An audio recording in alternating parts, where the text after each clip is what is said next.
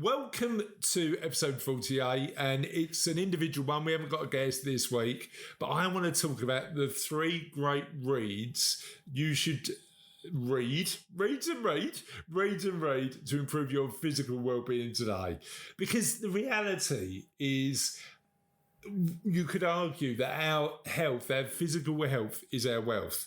And as I record this, I'm just finishing off the What Happens Next book and thinking about what I've written about the go-go years. Because interestingly, when you're thinking about the next chapter of your life, it's likely that you're thinking about it as doing all of the stuff you want to do in the years when you've got the most energy, health, and physical ability to continue to do that. The challenge I often face when I'm thinking about this, though, is I've got clients where go-go years, like the years where they've got the energy, mobility, and physical health, might be in their 60s, in the mid 60s, slightly restricted. But I've also got clients who are in their mid 80s who are still doing the stuff they used to do 20, 30 years ago. And what can we do to make sure that we extend our go-go years as long as possible? And that is focusing and doing work on our physical well-being. So in this podcast episode, I talk about what we can learn from the Blue Zones research about physical well-being and the simple steps we need to take to make sure that we can live a life well lived. That's it. Let's get on with the show. Welcome back to What Happens Next, the channel dedicated to helping you. If you're at a crossroads in your life and you're in your 50s and 60s, think about the factors that are going to mean that you live a life well lived in this next chapter of your life. Now, for a lot of people, this next chapter historically is called retirement, but my experience tells me that often we're looking at the next chapter of our life in a slightly more nuanced way and thinking about the component parts that might mean we live a life well lived. Who am I to talk about this subject? My name's Chris. I've been helping people for 2 decades now plan that next stage of their life, primarily talking about the money side and working out how much is enough to live the life you want, as my role as a chartered financial planner. And I'm really grateful for the work I do because I get to tell people when they've reached a point of having enough and empower them with the knowledge and skills, hopefully, to live the life they want next. However, what I've realised, certainly more recently, is that even having enough money can mean that there's still a gap. And interestingly, sometimes that gap is in our physical health because we've spent so much time working in our businesses or working on our careers that we might have neglected our physical health a bit. Now, that doesn't apply to you all. Some people will have run successful businesses and throughout that period of time continue to focus on their physical health. I'm talking to you if you know that you could probably, now you've hopefully got a bit more time, improve your physical health. Before I start talking about that and the 3 things you should read today to get you on that journey, I'd ask you to like this video and subscribe to the channel.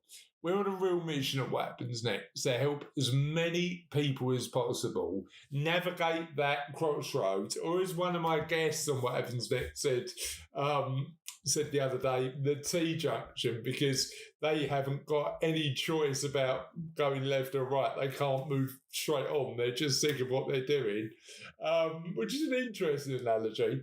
I'm really committed at What Happens Next to try and help people as much as I can in a range of different ways. And we've got 2 ways for free you can get the most out of What Happens Next today. Number 1 is the What Happens Next quiz, which is designed to help you work out where you are in a bunch of areas of your own well-being and think about what you might want to improve in that next chapter in your life.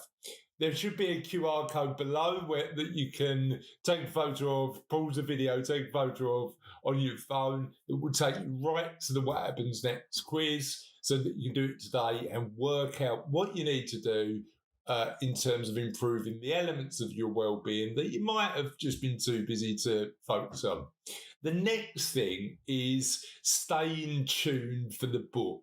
So I'm writing the What Happens Next book at the minute. It won't be ready until 2025. But what we'd love for you to do is keep in touch with us via this link that we're going to put below. Again, there'll be another QR code that allows us to let you know as soon as we can when the book's out. But not only that, give you a range of free additional material as a thank you for wanting to take a look at the book early. Hopefully that's useful, and back to the video. If this is the first time you've listened to What Happens Next, welcome to the show.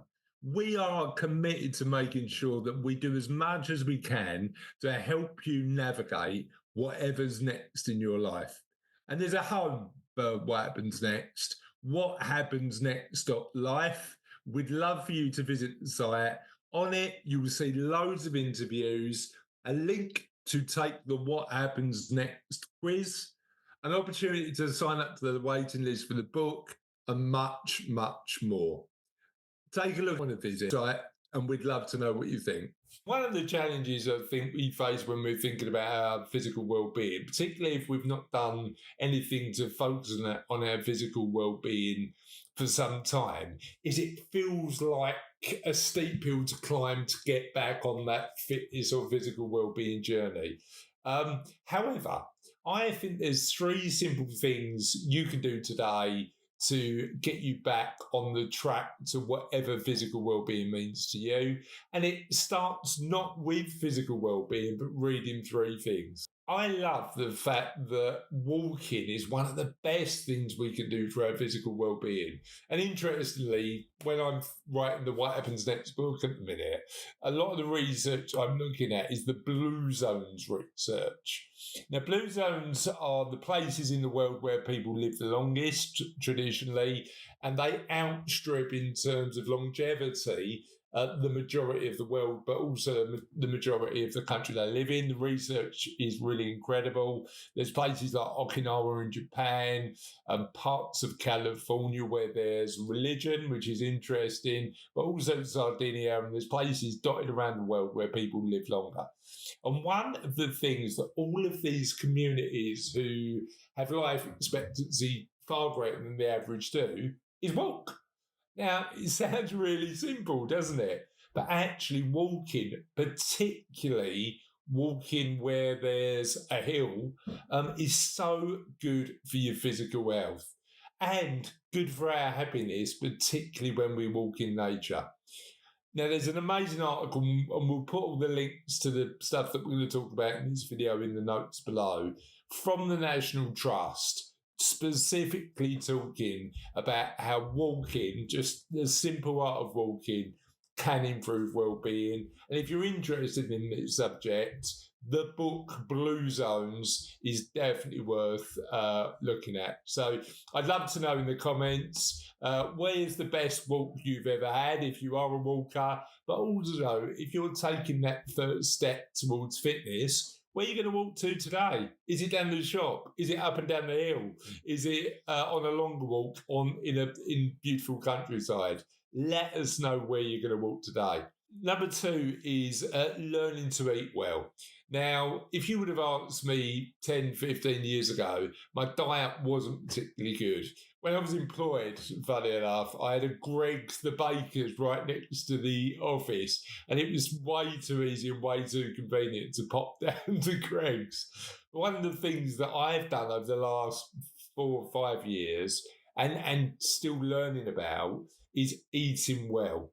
Now, there's a really simple way to do this, and it's to eat more fresh, unprocessed foods. And the ultra-processed foods that don't do us any favours, where we look at the back of the packet and there's loads of ingredients we don't recognise, is a really simple way of just eating better. But there's an amazing book that I've read this year, actually, earlier this year, by a guy called Tim Spector, who's done loads of podcasts, done loads of videos on stuff. His online content is incredible. But his book, Food for Life, was really insightful for me. And it's changed the way that I think about what eating well looks like, particularly in terms of just eating a greater variety of stuff. That was the tip that really resonated. But the book is incredibly deep, but incredibly readable. So I recommend you read that today. And tip number 3 is breathe better. Now, it's interesting because for 46 years of my life, I probably took breathing for granted. However, I read a book this year called Breathe by James Nestor. It's called Breathe, the New Science of a Lost Art. And it was incredibly insightful in terms of thinking about how we breathe, thinking about what we can do in terms of breathing better, but also how meditation and breathing techniques can help both our physical and mental health. Definitely worth picking up. And again, I'll put a link to Tim Spector's Food for Life and James Nestor's Breathe, the New Science of a Lost Art in the comments below in the notes so you can find what you need. So there's loads we can do to improve our physical well-being and nutrition and the way we breathe that are the simple first steps to getting a better level of physical well-being. But I'd love to know your tips. What do you think you can do in a really simple way to improve your physical well-being today? I'd love for you to just put your notes in the comments, and don't forget to like and subscribe on this video so we can do more with what happens next in terms of making sure that in the next chapter of their lives, people are living a life well lived.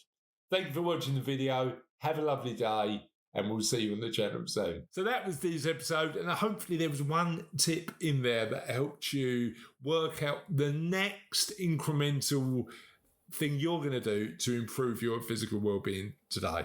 Please feel free to share that in the notes, and we'll see you on the podcast soon.